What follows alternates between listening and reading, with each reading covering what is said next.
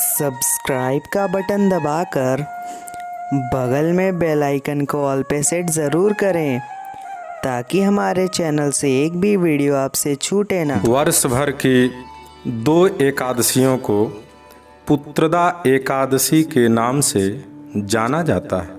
यह श्रावण मास और पौष मास के शुक्ल पक्ष में आने वाली एकादशियां हैं। इन दोनों एकादशियों को पुत्रदा एकादशी कहते हैं। जो भक्त एकादशी का व्रत पूरे विधि विधान से करता है उसकी समस्त मनोकामनाएं श्री हरि भगवान विष्णु शीघ्र ही पूरा करते हैं। इसे पुत्रदा एकादशी, पवित्रोपना एकादशी अथवा पवित्रा एकादशी के नाम से भी जाना जाता है। इस महान फलदायी परम पवित्र पुत्रदा अथवा पवित्रा एकादशी की पौराणिक कथा आइए हम सुनते हैं।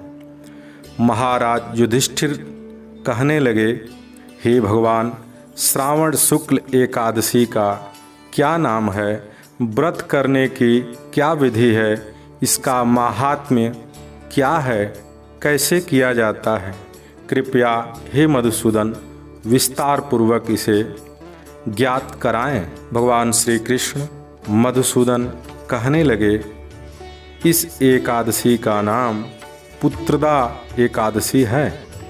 अब आप शांतिपूर्वक मन लगाकर इसकी कथा सुनिए। इसके सुनने मात्र से ही वाजपेय यज्ञ का फल मिलता है। द्वापर युग के आरंभ में महिष्मति नामक एक नगरी थी जिसमें महीजित नाम का राजा राज्य करता था।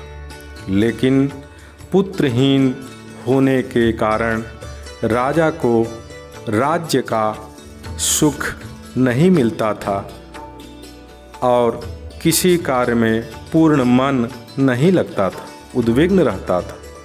उसका मानना था कि जिसके संतान न हो उसके लिए यह लोक और परलोक दोनों ही दुखदायक और अपूर्ण हैं। बिल्कुल सत्य बात है।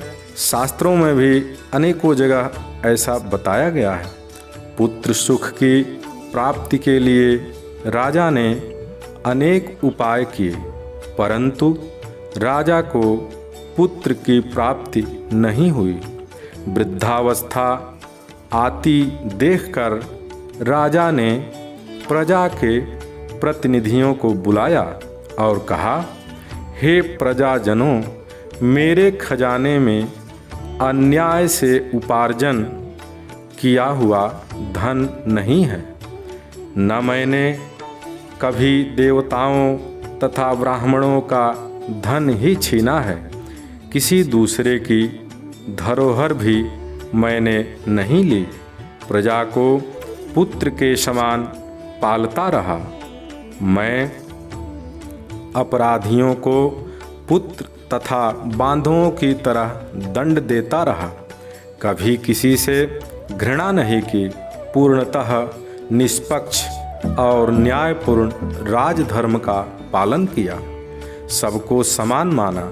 सज्जनों की सदा पूजा करता रहा। इस प्रकार धर्मयुक्त राज्य करते हुए भी मेरे पुत्र नहीं हैं, सो मैं अत्यंत दुख पा रहा हूँ। इसका क्या कारण है? राजा महीजित की इस बात को विचारने के लिए मंत्री तथा प्रजा के प्रतिनिधि वन को गए, जहाँ बड़े बड़े ऋषि मुनियों के दर्शन हुए। राजा की उत्तम कामना की पूर्ति के लिए किसी श्रेष्ठ तपस्वी ज्ञानी मुनि की खोज में इधर उधर सभी फिरते रहे, विचरते रहे। एक आश्रम में उन्होंने एक अत्यंत वयोवृद्ध धर्म के ज्ञाता, बड़े तपस्वी, तेजस्वी, परमात्मा में मन लगाए हुए निराहार, जितेंद्रिय, जितात्मा, जितक्रोध सनातन धर्म के गूढ़ तत्वों को जानने वाले समस्त शास्त्रों के ज्ञाता महात्मा लोमस मुनि को देखा, जिनका कल्प के व्यतीत होने पर एक रोम गिरता था। सबने जाकर ऋषि को प्रणाम किया। उन लोगों को देखकर मुनि ने पूछा, आप लोग किस कारण से आए हैं? निस्संदेह मैं आप लोगों का हित करूंगा, प्रभु ने चाहा तो। मेरा जन्म केवल दूसरों के उपकार के लिए ही हुआ है, इसमें संदेह मत करना।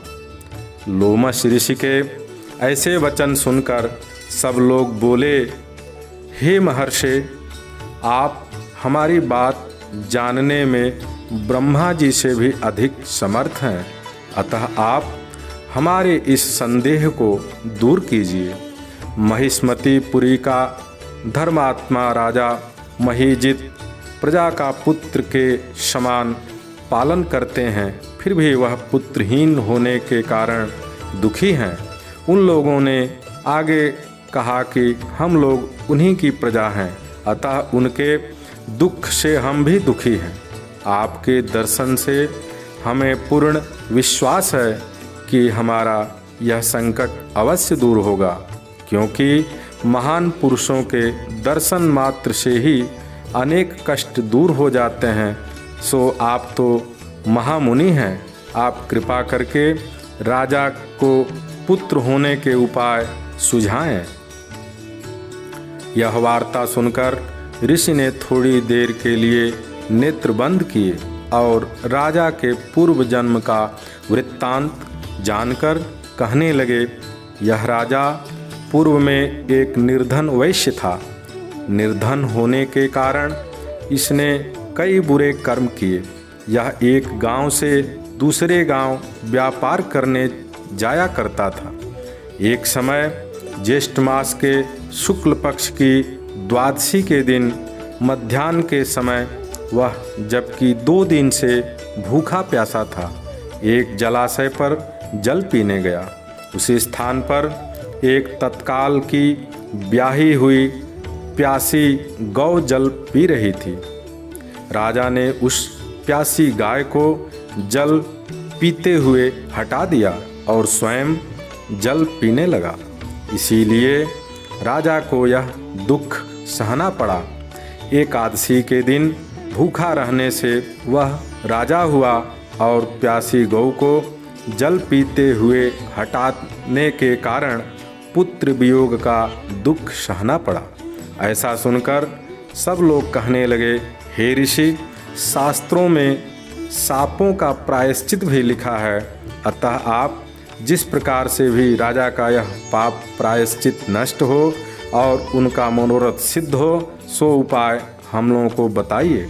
लोमस मुनि कहने लगे कि श्रावण शुक्ल पक्ष की एकादशी को, जिसे पुत्रदा एकादशी भी कहते हैं, तुम सब लोग व्रत करो और राजा को भी कराओ, रात्रि को जागरण करो, तो इससे राजा का यह पूर्व जन्म का पाप अवश्य नष्ट हो जाएगा, साथ ही राजा को पुत्र की अवश्य प्राप्ति होगी।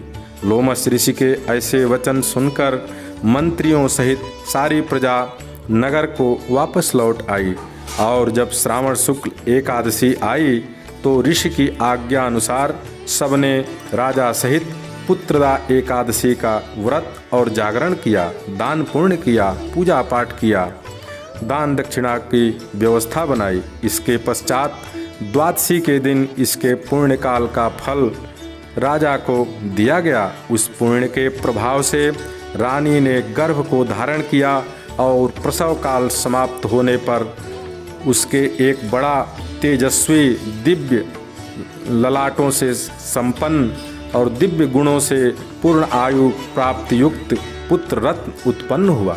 इसलिए हे राजन, इस श्रावण शुक्ल एकादशी का नाम पुत्रदा एकादशी पड़ा। अतः संतान सुख की इच्छा प्राप्त करने वाले इस व्रत को अवश्य करें जिसे भी संतति न हो अथवा हो करके असमय निकल जाए, इस प्रकार जो भी परेशान हो, कष्ट से युक्त हों, इस एकादशी व्रत को अवश्य करें। और एकादशी व्रत के दिन भगवान का पूजन, आराधना, अर्चन, रुद्राभिषेक, गंगा पूजन आदि, ब्राह्मण पूजन आदि अवश्य करें। इस महात्म्य को सुनने वाले सब पापों से मुक्त हो जाते हैं और इस लोक में संतान सुख भोग कर परलोक में स्वर्ग को भी प्राप्त होते हैं। अतः जिस प्रकार राजा और उसके प्रजा के सभी मनोरथ पूर्ण हुए, संतान युक्त हुए, आयु, आरोग्यता, धन धान, ऐश्वर्य की सबको प्राप्ति हुई, उसी प्रकार से हम सभी कथा श्रोताओं, वक्ताओं आदि का कल्याण हो, मनोरथ सिद्ध हो। जय भगवान श्रीमन नारायण, जय गंगा मैया, जय बाबा विश्वनाथ।